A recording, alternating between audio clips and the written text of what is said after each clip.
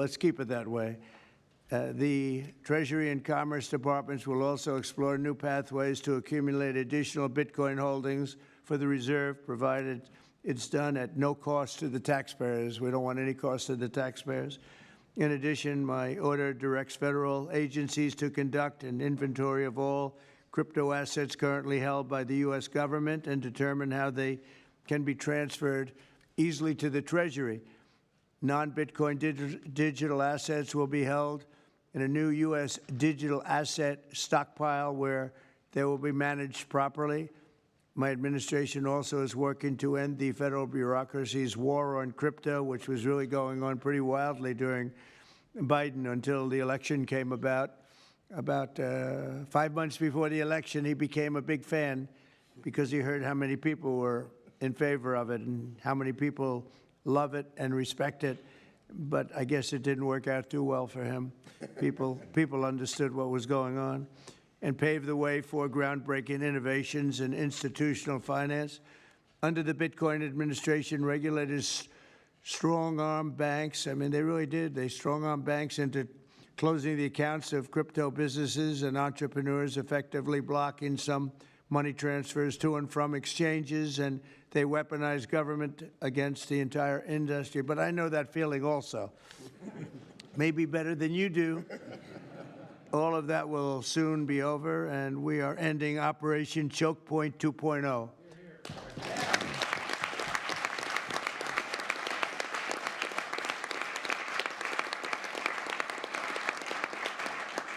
Now, some people really suffered. It was ridiculous what they were doing. But in the end, they came around, but they came around for the wrong reasons. They came around only because they wanted votes, and they saw that tens of millions of people were against them because of what they were doing.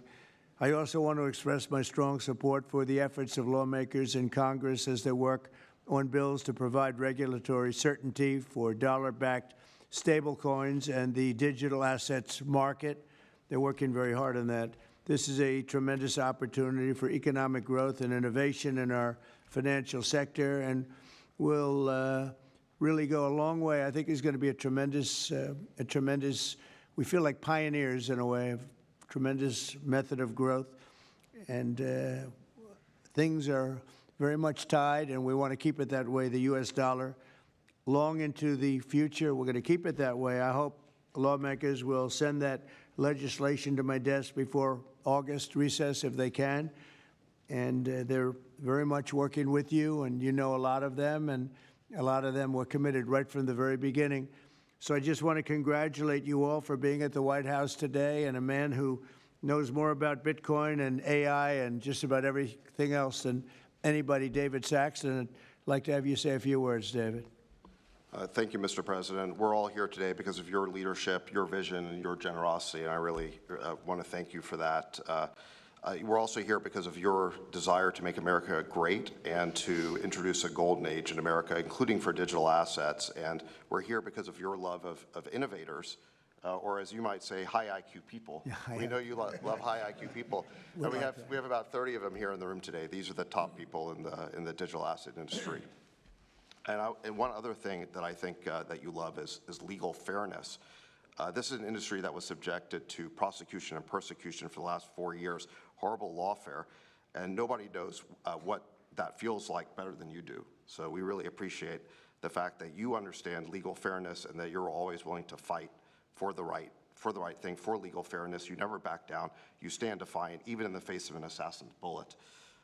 It's an inspiration to everyone in this room, I think. So it's an honor. Thank you. Thank you. So I just want to say it's an honor to work for you. It's an honor to work for a president who works every day to get so much done on behalf of the American people. Your administration is moving at tech speed. It's really amazing. It's actually faster than any startup that I've been part of. Is that your administration moves even faster. So I just want to say thank you for having me be a part of it. I've enjoyed every minute of it. I love working for you, and thank you again for this opportunity. Thank you, David, very much. Appreciate it.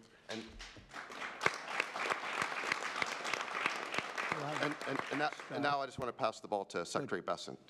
Scott? David?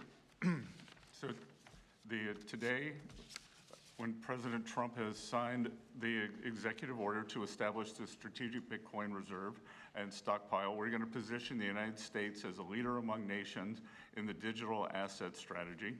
It's important for the United States to recognize this fact and get ahead of the other nations in the digital age. We applaud the President's direction to use the digital assets already in possession of the nation, and we are going to establish this Bitcoin reserve. We will use this authority to augment the asset side of the United States balance sheet.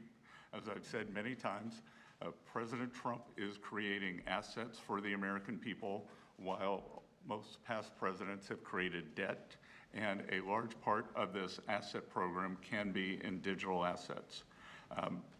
We are going to end the regulatory weaponization against digital assets. The Biden administration's actions did nothing other than punish innovators, and that all of you have made it here today is really a testament to your fortitude. Much of Treasury's responsibility in this order relates to the tax code and determinations around risk weightings, and I'm here to assure you that we are going to work with the Controller of the Currency, the IRS, and we're going to rescind and amend all applicable previous guidance.